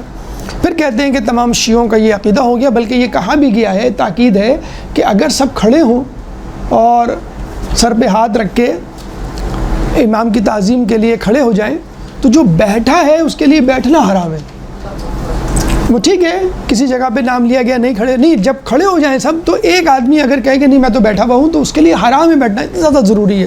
یہ اصل میں ایک علامت ہے، ایک جیسچر آنے کے لیے امام آج آپ کے نام لینے پر ہم سر جھکا کے کھڑے ہیں، ہمارا ہاتھ سر پہ ہے، کل آپ کے ظہور کے بعد ہمارا سر ہمارے ہاتھوں پر ہوگا، یعنی ہم سر کٹانے کے لیے تیار ہوں گے۔ تو جسے کہتے ہیں نا کہ آپ ایک بزرگ نے عالم دین نے بڑی اچھی تشبیہ دی کہ جب آپ جھولے کے قریب جاتے ہیں بچے کو دیکھتے ہیں تو بچہ آپ نے دیکھا ہوگا ایک دم سے مچلتا ہے اور ہاتھ پیر مارتا ہے، مسکراتا ہے اور اچھلنے کی کوشش کرتا ہے اور آپ کی گود میں آنے کی کوشش کرتا ہے، یعنی وہ آ نہیں سکتا آپ کی گود میں اچھل کر، لیکن وہ بتلانا چاہ رہا ہوتا ہے کہ میں آپ کے لیے تڑپ رہا ہوں، آپ مجھے گود میں لے لیں۔ تو امام کا جب نام آتا ہے تو بس گویا ہم تڑپ رہے ہیں کہ امام بس آ جائیں، آپ ظہور کر جائیں، اور بس ہم آپ کے ناصران بن کر آپ کی مدد کریں اور دنیا کو جو ہے وہ عدل و انصاف سے بھر دیں۔ تو یہ قائم کا ایک الگ سے اہم نقطہ ہے کہ جو مد نظر رکھنا چاہیے۔ 8واں لقب مہدی، جو بہت زیادہ کامن ہے، بہت زیادہ مشہور ہے، ہدایت یافتہ۔ لیکن کیسا ہدایت یافتہ؟ ایسا ہدایت یافتہ جو ہر مذہب و ملت اور قوم کے لیے قابل قبول ہو، یعنی خدا کی طرف سے، اس کے رسول کی طرف سے ہدایت یافتہ۔ ورنہ لوگ تو کامیاب یا ہدایت یافتہ اپنے اپنے بزرگوں کو، اپنے اپنے مذہب کے رہنماؤں کو کہہ دیتے ہیں۔ امام کا خود کا قول ہے کہ جب امام، بلکہ امام کے بارے میں کہا جاتا ہے کہ جب امام آئیں گے تو وہ اہل زبور کو زبور سے، اہل توریت کو توریت سے، اہل انجیل کو انجیل سے، اہل قرآن کو قرآن سے فیصلہ کر کے سنائیں گے، اور انطاکیہ کے پہاڑوں سے توریت زبور کے پرانے اور قدیم اور اصلی نسخے نکال کر لائیں گے۔ یہ ہے اصل ہدایت، کہ آدمی ہر کسی کے لیے ہدایت یافتہ، ہر آدمی کہے کہ ہاں بھائی یہ صحیح ہے۔ ورنہ ہوتا کیا ہے، ایک قوم و ملت، ایک مذہب کے لوگ تو کہتے ہیں بھائی یہ صحیح ہے، لیکن ہندو مذہب، زرتشت مذہب، یہودی، عیسائی کہتے نہیں یہ ہمارے نزدیک صحیح نہیں ہے۔ لیکن جب امام آئیں گے تو ہر مذہب کے لوگ، جیسے آپ نے دیکھا نا ہندوؤں کی کتابوں میں، انجیل میں، توریت میں، زرتشت کی کتابوں میں، بلکہ کہا جاتا ہے کہ جی امام کا جب ظہور ہونے والا ہوگا تو دنیا کا کوئی کونا ایسا نہیں ہوگا جہاں پہ الاجل الاجل کی آوازیں بلند نہ ہوں۔ اچھا کچھ لوگ کہتے ہیں کہ بھئی یہ کیا دقیانوسی اور بیکورڈ خیالات ہیں کہ ایک آئے گا اور وہ لوگوں کی مدد کر دے گا اور ایک دم سے حکومت اور ایک دم سے جادوئی قسم کی باتیں آپ کر رہے ہیں۔ جادوئی قسم کی باتیں، غیر عقلی، غیر عملی باتیں تو آپ کر رہے ہیں کہ جو سپر مین، بیٹ مین، اسپائڈر مین، آئرن مین، ٹارزن، مارکوف زورو، یہ کریکٹرز کس نے ڈیولپ کیا؟ آپ نے تو کیے. اس کا مطلب ہے آپ کے اندر بھی یہ الہام، کہتے ہیں کہ یہ فطری انسانی الہام ہے جو اللہ نے ہر انسان کے ذہن میں کر دیا ہے کہ کوئی ایسا نجات دہندہ ہونا چاہیے جو قوموں، ملکوں، ملت و مذہب سے صرف نظر ہو کے لوگوں کی مدد کرے. یہ نہ کہے کہ یہ شیعہ، یہ سنی ہے، یہ مسلمان ہے، یہ یہودی ہے، بس مدد کرے. اور امام کا ظہور بھی اسی طرح کا ہوگا کہ وہ دنیا کو، اچھا یہ نہیں کہا گیا وہ دنیا کو ایمان سے بھر دیں گے جس طرح وہ کفر سے بھری ہوگی، نہیں، وہ دنیا کو عدل سے بھر دیں گے جیسے وہ کفر ہے. ہمارے لیے بھی مسئلہ یہی ہے کہ جو لوگوں کے مسائل ہیں وہ تو ہم حل کرتے نہیں ہیں. بھئی یہ نماز پڑھ لو، یہ پردہ کر لو، یہ کر لو، وہ کر لو. بھئی وہ بھوک سے مر رہا ہے، کم از کم اس کی مدد کر دو، اس کا ایک چھوٹا سا کام ہے اس کو صحیح مشورہ دے دو. وہ ٹھیک ہے، واجبات اور تمام چیزیں، مطلب ڈاکٹر کے پاس ایک پیشنٹ ہے کرٹیکل کنڈیشن میں، اس سے وہ پوچھے گا تم نماز پڑھتے ہو نہیں پڑھتے ہو، تم سچ بولتے ہو نہیں بولتے، بھئی اس کو تو اس کی جان بچانی ہے. تو امام ظلم کو ہٹا کر انصاف لے کر آئیں گے تو خود لوگ سمجھ جائیں گے کہ یہ چیزوں کو اپنی جگہ پہ رکھ رہا ہے. چیزوں کو اپنی جگہ پہ رکھنے کا نام ہی عدل ہے. پھر خدا بھی اپنی جگہ پہ نظر آئے گا، بندہ بھی اپنی جگہ پہ نظر آئے گا، اور ہمارا فریضہ، ہمارا وظیفہ کیا ہے وہ بھی ہمیں سمجھ میں آ جائے گا. اسی کو ہم عدل کہتے ہیں. درود پڑھ دیں محمد والے محمد.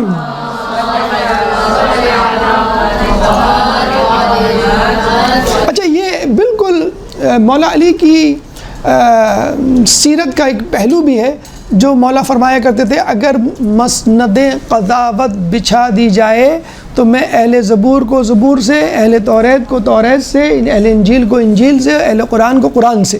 بالکل ہو بہو وہی جسے کہتے ہیں کہ شباہت ہے. یعنی کہنے کا مقصد یہ ہے کہ جو آخری امام ہے یہ پہلے امام کی کڑی ہے. اور پھر جب ہم کہتے ہیں کہ بھئی زبور کس پہ اتری؟ داؤد علیہ السلام پہ اتری. توریت کس پہ اتری؟ موسیٰ علیہ السلام پہ اتری. انجیل کس پہ اتری؟ عیسیٰ علیہ السلام پہ. اس کا مطلب یہ انبیاء کی بھی کڑی ہیں، یعنی انبیاء کے بھی وارث ہو گئے اور ائمہ کے بھی خود بخود وارث ہو گئے. اور ہمارے ہاں تو علی میں بھی محمد کی جھلک ہے، آخر میں بھی محمد کی جھلک ہے. اولنا محمد و اوسطنا محمد و آخرنا محمد و کلنا محمد. اللہم صلی علی.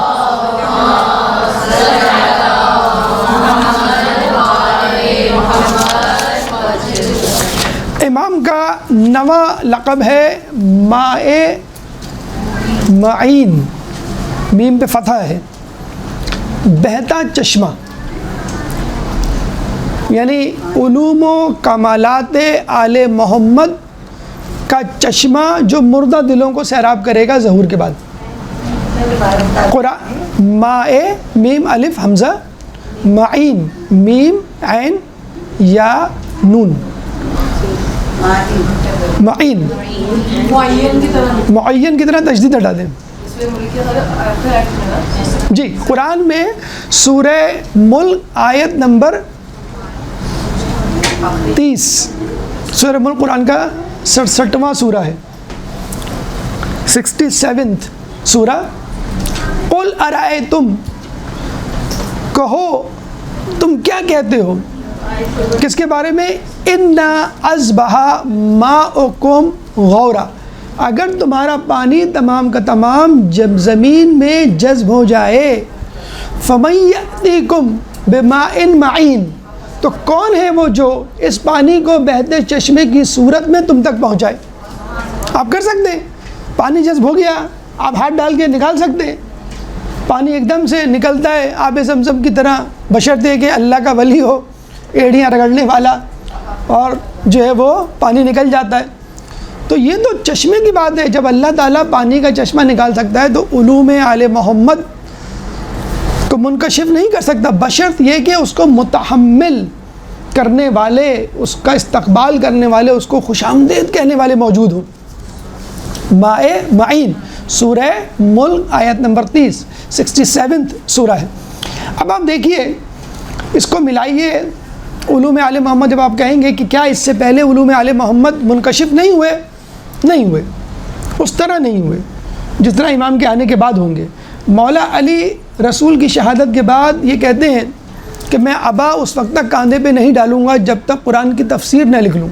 6 مہینے تک تفسیر لکھ دیں اور 6 مہینے کے بعد 70 اونٹوں پر وہ تفسیر لے کر آتے ہیں اور کہتے ہیں دیکھو لوگوں میں نے قرآن کی تفسیر لکھی ہے جس میں ہر آیت کا شان نزول ہے، کہاں اتری، کیسے اتری، کس کے لیے اتری، منافقین، مشرکین، مومنین اور تمام لوگوں کے نام اس میں درج ہیں، کون پہلے مسلمان تھا، کون بعد میں ہوا، کون پیدائشی مسلمان تھا۔ جب لوگوں نے یہ دیکھا تو لوگ پریشان ہو گئے کہ اس میں تو خاندان کے خاندان بے نقاب ہو جائیں گے، تو لوگوں نے کیا کہا، ہمیں تمہارا قرآن نہیں چاہیے۔ مولا نے کہا کہ مجھے معلوم تھا کہ تم یہی کہو گے، مجھے اپنی حجت تمام کرنے دی۔ وہ واپس لے گئے، اس کے بعد وہ قرآن امام حسن، امام حسین، باقی اماموں سے ہوتا ہوا امام زمانہ کے پاس ہے، اور وہ ظہور کے بعد وہ قرآن لے کر آئیں گے۔ کوئی دوسرا قرآن نہیں ہوگا۔ جو لوگ ہم پہ تہمت لگاتے ہیں کہ شیعہ قرآن پہ بلیو نہیں کرتے، یقین نہیں کرتے، اور جو ان کا آخری امام ظہور کرے گا تو وہ اصلی قرآن لائے گا، نہیں، وہ قرآن لائے گا جو تفسیر شدہ قرآن تھا۔ اور قرآن کی تفسیر اتنی زیادہ اہم ہے جتنی قرآن کی تنزیل۔ اور رسول اللہ فرما گئے، علی میں نے قرآن کی تنزیل کے لیے جنگ کی ہے، تم قرآن کی تعویل کے لیے جنگ کرو گے۔ اللہ کے رسول نے الفاظ پہنچا دیے، اب ان الفاظ کے معنی کو محفوظ کرنا ائمہ کا، مولا علی کا، امام نے ریٹن میں لا کے دے دیا تھا قرآن، اور پھر اس قرآن کو تسلیم نہیں کیا گیا۔ شہادت کے وقت کسی نے پوچھا مولا کوئی حسرت؟ مولا فرماتے ہیں ہاں 2 حسرتیں۔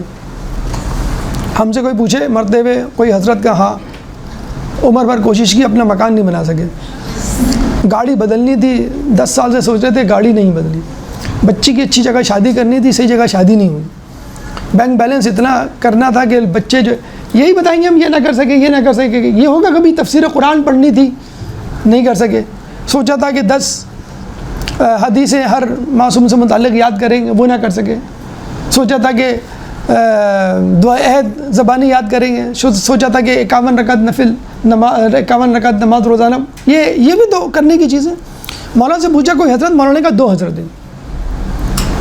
ایک حضرت تو یہ کہ جتنا میرے پاس خزانہ مال و دولت تھی لوگوں نے مانگی نہیں، مولا کو تو سمجھتے نہیں فقیر ہیں حقیر ہیں نعوذ باللہ، لیکن خزانے تو تھے نا دونوں جہاں کے، کسی نے مانگا نہیں مجھے، نمبر 1۔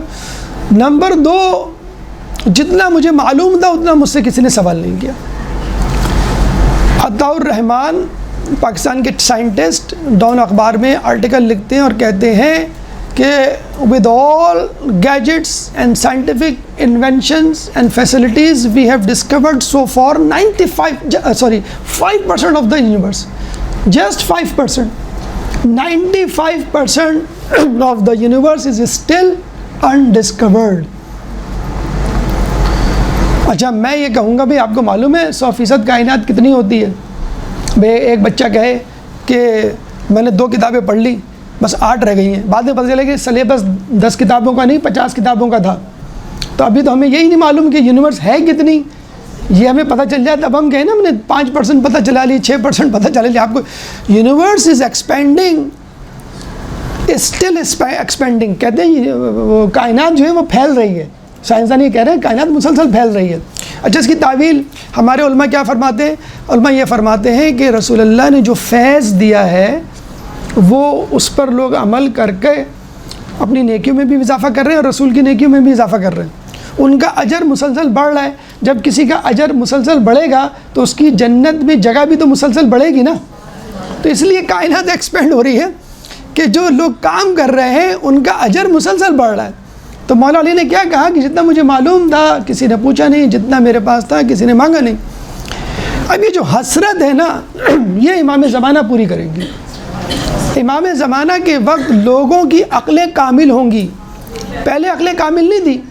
مولا پوچھتے تھے سلونی سلونی قبل ان تفقدونی، تو لوگ کہتے تھے میری داڑھی میں بال کتنے، اتنے احمق لوگ بھی ہوا کرتے تھے۔ مولا نے فرمایا کہ اگر میں بتا دوں گا تو تصدیق کس سے کرائے گا؟ اور پھر کہا مجھے یہ معلوم ہے کہ تیری داڑھی کے ہر بال میں شیطان لٹکا ہوا ہے، تو جو داڑھی کے ہر بال میں شیطان لٹکا ہوا دیکھ لے، داڑھی کے بال نہیں بتا سکتے تھے۔ اور پھر یہ بھی کہا تیرا بیٹا میرے بیٹے کا قاتل ہوگا۔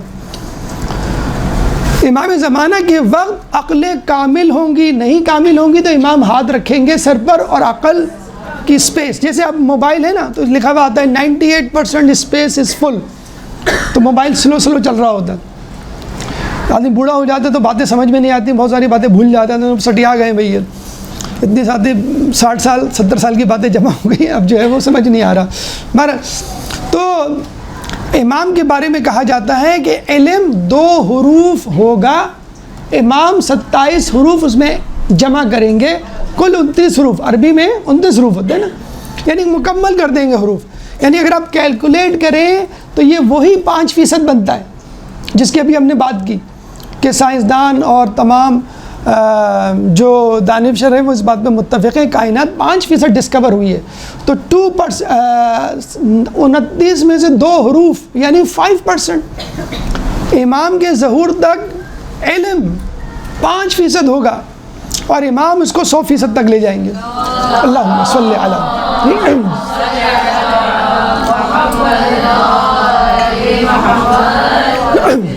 اس سے بھی دلچسپ بات, بہت ہی دلچسپ بات, سائنسدانوں نے یہ کیلکولیٹ کیا ہے کہ جو مادہ ہمیں نظر آتا ہے نا, یہ دیوار, یہ چھت, یہ ٹیبل, کیمرہ, یہ اسپیکر, یہ جو مادہ ہمیں نظر آ رہا ہے یہ صرف 5% ہے. اصل 95% مادہ تو ہمیں نظر ہی نہیں آتا, اتنا باریک ہے. میں آپ کو مثال دوں, گرمیوں میں آپ دیکھتے ہیں جب دھوپ آتی ہے کھڑکی سے تو وہ جو اس کی بیم ہوتی ہے نا, شعاع, اس میں چھوٹے چھوٹے پارٹیکلز آپ کو نظر آ رہے ہوتے ہیں, تو وہ نور ان ذرات کو ظاہر کرنے کا سبب بنتا ہے. تو امام کا جب نور آئے گا اسی طرح علم منکشف ہو جائے گا. تو سائنسدان کیا کہتے ہیں, 5% یہ جو ہمیں نظر آ رہے ہیں نا, یہ انسانوں کی صورت میں, یہ زمین آسمان کی صورت میں, 5% مادہ ہمیں معلوم ہے, 95% مادہ ہمیں نظر نہیں آ رہا. اچھا بھائی کیسے پتہ چلا آپ کو؟ ایسے پتہ چلا کہ جب انہوں نے گریویٹیشنل فورس, تجاذبی قوت کیلکولیٹ کی, تو جب بھی وہ کیلکولیٹ کرتے 95% زیادہ آتی. اب وہ کہتے ہیں یہ 95% زیادہ کیوں آ رہی ہے, 5% تو ٹھیک ہے, ان دیواروں, چھتوں اور یہ کیمرہ وغیرہ جو رکھا ہوا ہے, 95% زیادہ آ رہی ہے. تو پتہ یہ چلا کہ 95% matter is present but invisible. ہم بھی تو یہی کہہ رہے ہیں کہ بہت سی چیزیں, بہت سی شخصیات موجود ہیں لیکن انویزیبل. اچھا باقاعدہ اس کا ایک تجربہ ہوا ہے, کہاں, امریکہ میں انڈر گراؤنڈ, اسٹینفورڈ جو ان کا صوبہ ہے, اسٹیٹ ہے وہاں پہ, اور اس کا نام ہے SURF, SURF, Stanford under ground research facility, جو سونے کی کان تھی کسی زمانے میں. انہوں نے کہا بھی ہمیں انڈر گراؤنڈ مضبوط قسم کا تہخانہ چاہیے اس ڈارک میٹر پہ ریسرچ کرنے کے لیے. تو بھی وہ کان بند کر دی گئی, سونا, حالانکہ سب سے زیادہ سونا وہیں سے نکلتا تھا. انہوں نے مشینیں لگائیں فوراً اور تجربہ کیا, وہ تجربہ کامیاب ہو گیا. کہیں گے ہاں کنفرم ہو گیا, جو ہم سوچ رہے تھے کہ 95% میٹر از انویزیبل, اب کنفرم ہو گیا. انہوں نے حکومت سے درخواست کی کہ بھائی یہ لیبارٹری ہمیں مستقل دے دی جائے, سونے کی کان بند کر دیں تاکہ ہم اس ڈارک میٹر کی ریسرچ کو آگے بڑھائیں. یہ امریکہ کو جو ہم برا بھلا کہتے ہیں نا, مرگ برگ امریکہ اور اسرائیل مرد آباد, وہ ٹھیک ہے, لیکن جو اچھی صفات ہیں کم از کم ان کو تو آپ حاصل کر لیں. یعنی علم ہمارے پاس ہونا چاہیے, علم وہ حاصل کر رہے ہیں. امام زمانہ کو ثابت کرنا ہمارا کام ہے, ثابت وہ کر رہے ہیں. وہ ایک سامنے بڑا اچھا کہا, کہیں آپ بڑے مزے سے کہتے ہیں میں قرآن میں یہ لکھا ہے, سائنس بھی یہ کہتی ہے, قرآن میں یہ لکھا ہے, یہ سائنس بھی یہ کہتی ہے. کہیں گے ثابت کس نے کیا؟ گوروں نے ثابت کیا. آپ بھی ثابت کر لیتے قرآن پڑھ کے, ہمیں تو اپنا لفظی طور پہ قرآن پڑھنے کی فرصت ہو تو ہم تحقیق میں جائیں. تو کہنے کا مقصد یہ ہے کہ جب 95% فورس ایگزرٹ ہو سکتی ہے اور میٹر انویزیبل ہو سکتا ہے, تو یہ کیوں نہیں ہو سکتا کہ دنیا کے 95% کام امام زمانہ چلا رہے ہوں اور ہم سمجھ رہے ہیں کہ لوگ چلا رہے ہیں, UNO چلا رہا ہے, نیٹو چلا رہا ہے, امریکہ چلا رہا ہے, اسرائیل چلا رہا ہے. اگر یہ لوگ چلا رہے ہوتے تو تشیع زمین سے ختم ہو چکا ہوتا. ہماری کوئی اوقات نہیں ہے اگر ہم تعداد کی بات دیکھیں. یہ جو ہمارے پیچھے امام ہے جو 95% بلکہ 100%, جہاں جسے ہم تو بس ایک وسیلہ اپناتے ہیں, کام امام پورا کر رہے ہیں. تو جو لوگ یہ کہا کرتے تھے بھائی خدا نظر نہیں آتا, اس کو میں کیسے مانوں, اب وہ مان رہے ہیں. کہ بھی ڈارک میٹر بھی نظر نہیں آتا، اور ہم تو اب یہ کہتے ہیں کہ نظر آنا تو بہت دور کی بات، ہمارا امام اپنا اثر بھی ڈالتا ہے، ہمارا امام ہماری مدد کو بھی آتا ہے، ہمارا امام ہماری دوام اور ہماری بقا کا بھی ذریعہ ہے۔ درود پڑھتے محمد والے محمد۔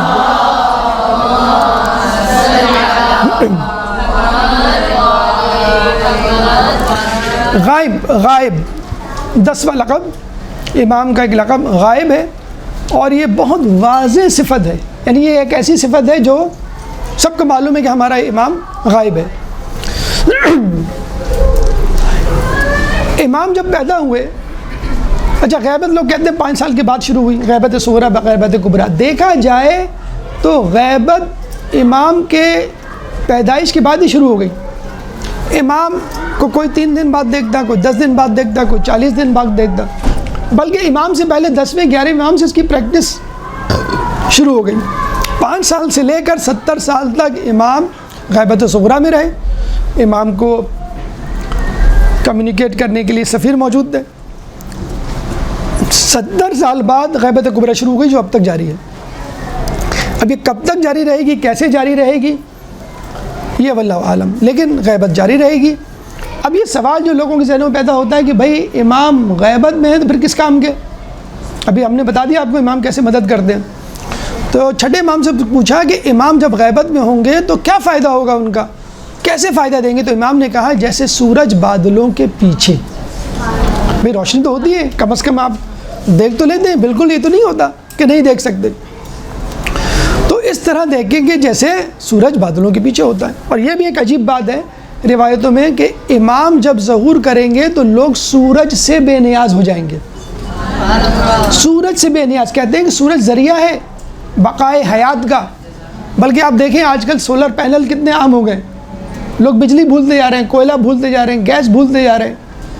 اس کا مطلب کیا ہوا؟ تمام تر انرجی کا دار و مدار سورج پہ ہوگا۔ جب امام آئیں گے ایسی ٹیکنالوجی لے کر آئیں گے کہ لوگ سورج کو بھول جائیں گے۔ کہتے ہیں کہ جب آپ آئیں گے تو ترقی اپنے عروج پر ہوگی، تو اس کا مطلب یہی ہوا کہ سورج سے بھی بڑی ٹیکنالوجی وہ لے کر آئیں گے۔ آخری امام کا لقب اور وہ ہے مؤمل، بہت کم لوگوں کو معلوم ہے مؤمل، جس سے امید باندھی جائے، مؤمل۔ 11واں ہے۔ کہتے ہیں کہ جب امام کی ولادت ہوئی تو 11ویں امام نے کہا کہ لوگ یہ چاہتے تھے، میم واو پہ حمزہ، پھر میم تشدید اور پھر لام۔ 11ویں امام کہتے ہیں کہ جب امام کی ولادت ہوئی تو انہوں نے فرمایا لوگ یہ چاہتے تھے کہ مجھے قتل کر دیں تاکہ میری ساری نسل منقطع ہو جائے، لیکن یہ دیکھو اللہ کی قدرت نے کیسا کرشمہ دکھایا، اور پھر آپ نے ان کا ایک نام مؤمل بھی رکھا۔ 12ویں اور آخری صفت منصور، منصور، من قتل ظلمن، سورہ اسراء آیت نمبر 33، من قتل ظلمن فقد جعلنا لولیہ سلطانہ، جو کوئی مظلوم قتل ہوگا ہم نے اس کے ولی کے لیے قصاص رکھا ہے، فلا یسرف فی القتل، پس تم قتل سے انصراف یعنی اسراف یا حد سے زیادہ نہ گزرنا، انہو کانا منصورا، اور اللہ تعالیٰ مدد کرنے والا ہے۔ امام، اب دیکھیں یہاں پہ آیت بہت آسانی سے سمجھ میں آ سکتی ہے کہ بھئی اگر کوئی کسی کو قتل کرے گا تو قصاص ہے، قصاص میں کسی کو قتل کیا جائے گا اور اس سے زیادہ وہ اسراف نہ کرے، زیادہ زیادتی نہ کرے۔ امام سے پوچھا گیا تو امام نے کیا خوبصورت اس کی تعبیر بتائی کہ دیکھیں امام کی بتائی ہوئی تفسیر سے حرارت قلبی حاصل ہوتی ہے، اور ویسے آپ پڑھ لیں قرآن آپ کو کچھ بھی محسوس نہیں ہوگا۔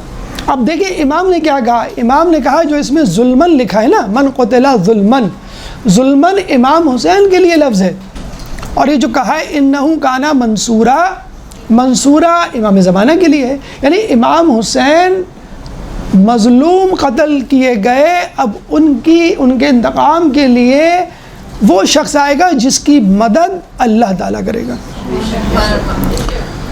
اللہ تعالیٰ سے دعا ہے کہ اللہ تعالیٰ ہمیں امام کے ناصرین میں شامل فرما۔ اللہ تعالیٰ سے دعا ہے کہ اللہ تعالیٰ ہمارے ایمان کو امام کی غیبت میں صحیح سالم رکھ۔ اللہ تعالیٰ سے دعا ہے کہ امام کی نصرت کے لیے، ان کے پیغام کو گھر گھر پہنچانے کے لیے ہمیں ہمہ وقت تیار رکھ، امام کی طرف متوجہ رکھ، جو کچھ پڑھا سنا اس پہ عمل کرنے کی توفیق عطا فرما، جو پریشان حال ہے ان کی پریشانی کو دور فرما، جو بے روزگار ہے ان کو رزق حلال عطا فرما، جو رزق حلال کما رہے ہیں ان کے رزق حلال میں برکت عطا فرما، جو مقروض ہیں ان کے قرضوں کو عطا فرما، جو زندان میں ہیں ان کو رہائی عطا فرما، جو گمشدہ ہیں ان کو ان کے پیاروں سے ملا، جو سفر میں ان کو منزل عطا فرما، مسلمان دنیا میں جہاں جہاں ظلم و ستم کا نشانہ بنے ہوئے ان سے ظلم و ستم کو دور فرما، امام کے ظہور میں تعجیل فرما، ہمیں ان کے انصار و اعوان میں شامل فرما۔ ربنا تقبل منا انک انت السمیع العلیم وتب علینا انک انت التواب الرحیم برحمتک یا ارحم الراحمین۔